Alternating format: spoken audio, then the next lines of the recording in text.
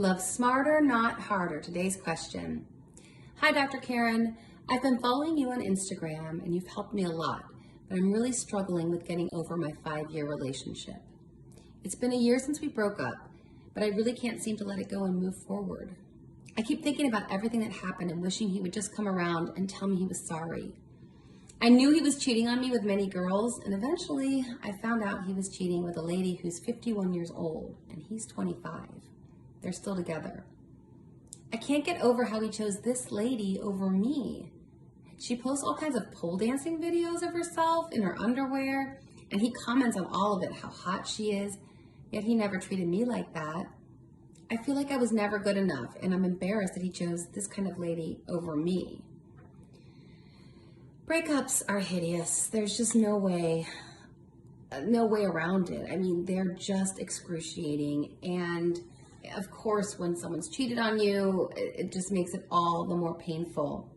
I have 2 podcast episodes I want to refer you to. I talk about breakups in episode 11, Bad Breakup, Take Charge of the Pain, and I share my personal story of the most painful breakup I ever went through and the song I wrote as I processed and grieved the breakup.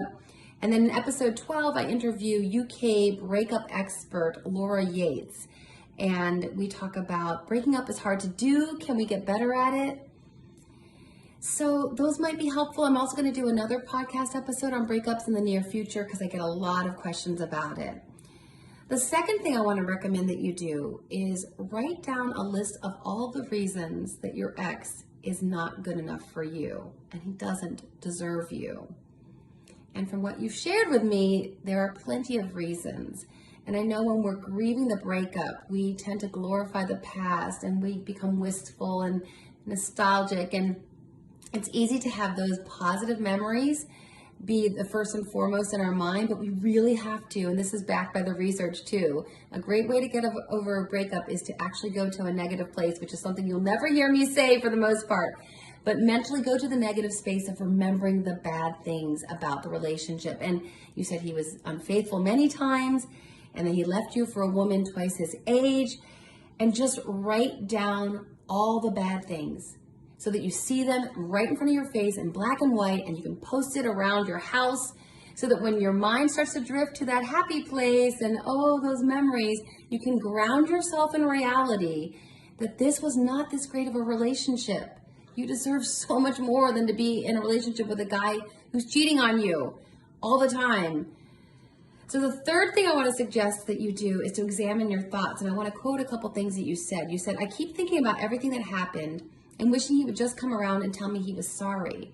I knew he was cheating on me with many girls. And so what I want you to think about when you have that thought, I want you to remember that even if he came back to you and said he was sorry, you'd never be able to trust him again. He has established that he is a cheat. He's already treated you with such little respect that he's felt comfortable lying to your face, cheating on you with other women, putting your emotional health and physical health in harm's way. I mean, who knows what kind of disease he's going to bring home from all these extracurricular activities. So even if he came back and apologized, anyone who loves you would not recommend that you take him back. And if you did take him back, you'd be communicating to him something that's a very, very scary thing to communicate to anyone, which is, I will take whatever crumbs you throw my way. I will take the abuse, the emotional abuse, the disrespect that you throw my way. I'll take it because I just want you so badly. And it reminds me of my last podcast episode with Dr. Annie Kazina, where we talked about narcissists. And one of the things she said, she's a narcissist expert, and she's also sadly been in a relationship for 20 years with her ex-husband who was a narc. And she says that what they do is they start slowly disrespecting you to see what you'll take. So when we're on the dating scene, we have to keep our standards high and our self-worth high, and we don't take crap. Absolutely not.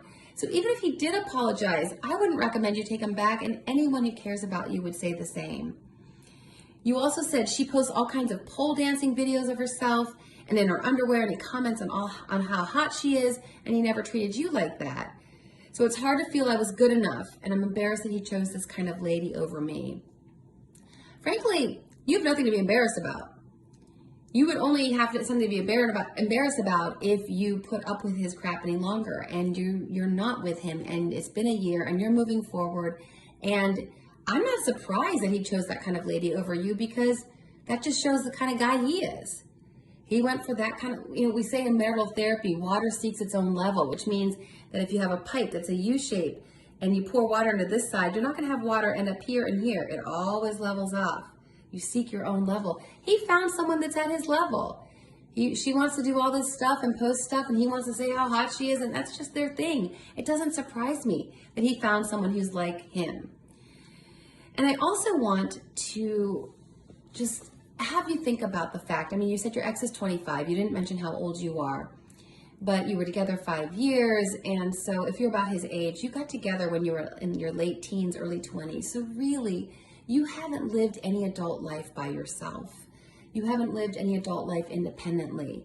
Your whole adult identity has been tied in with him, which is another reason it's so hard to get over him, because you're fused with him in your mind and you just thought you'd have your whole life together.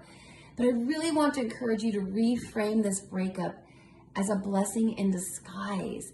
This time for you to be alone in your 20s is an absolute gift.